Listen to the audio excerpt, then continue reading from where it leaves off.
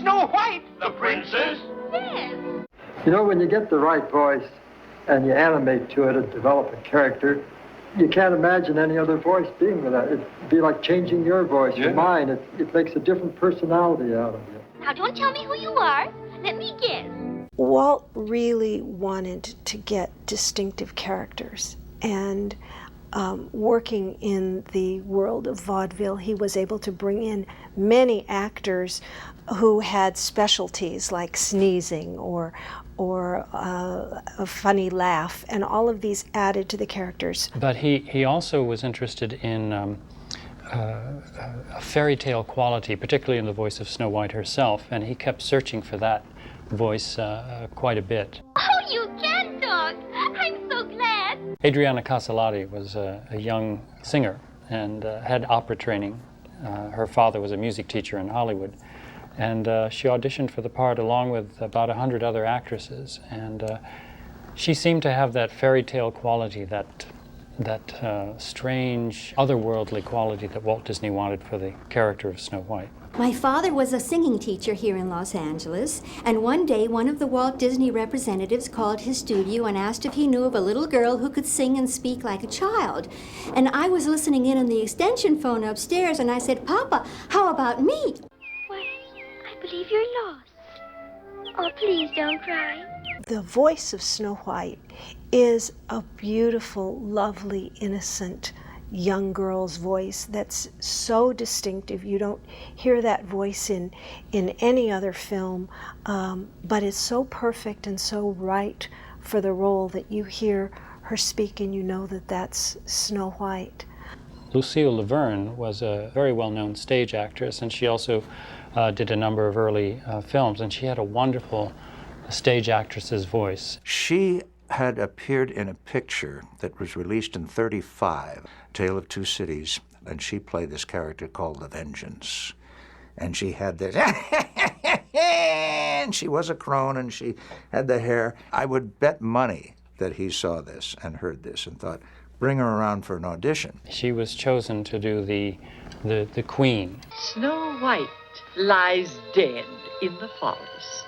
She was a very regal, and her voice had a lot of depth and warmth in it.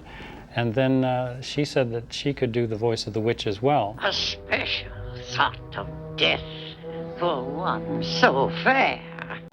And she proved it when she took her teeth out and proceeded to sound and cackle just like the Wicked Witch, and got that job as well. The voice of the prince was Harry Stockwell, who was the father of the actor Dean Stockwell.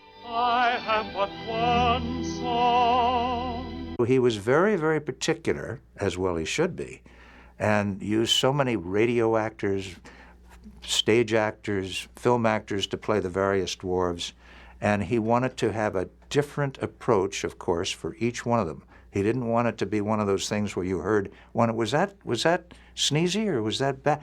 They each were very easily identified. Chimney smoking. Something's in there. Maybe a ghost or a goblin. A demon or a dragon. Billy Gilbert, of course, is Sneezy, and that was a Billy Gilbert specialty. In just about every film he appeared in, they would find an excuse for Billy Gilbert to do his famous sneeze. And I think when he auditioned for Walt, he walked into his office and sneezed about 5 times, and Walt said, "You've got the job." The radio actor Otis Harlan was the voice of Happy, and he had a bubbly quality to his voice that was perfect for the character. Happy, ma'am. That's me. And Bashful's voice was done by an actor named Scotty Matraw. Oh, gosh.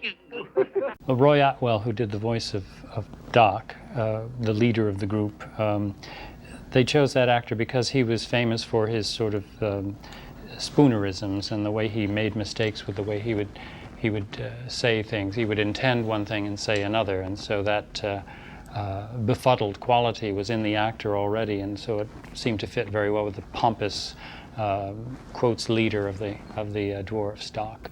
Can you make dapple dumplings? Lumple dumplings? Apple dumplings. Yes, apple dumplings. One of the storymen, Pinto Colvig, did 2 voices on the film. One of them was Grumpy. Oh, shut up and tell her to get out. And Sleepy. Hard to get. Pinto Colvig was the voice of Goofy, And oftentimes when he did voices at the studio, they all sound like Goofy. But in Grumpy's case, he did quite a different voice than the one he was usually famous for. This is Dopey. He don't talk none.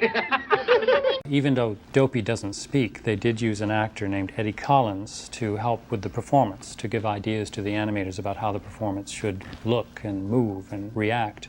Eddie Collins was a burlesque or vaudeville performer here in Hollywood, and one of the animators saw him and brought him to the attention of Walt, and so they thought, gee, he'd be great. We'll sort of look at how he moves. He moved in a very funny, comic way. And I understand that he also did some of the voice effects for Dopey, even though he didn't speak.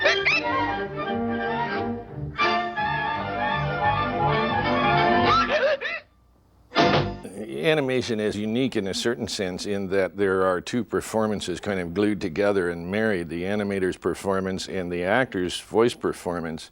And it's really fun to watch how they interact on each other, and the animator adds something to the character voice, and the character voice gives the animator ideas that he might not have had otherwise.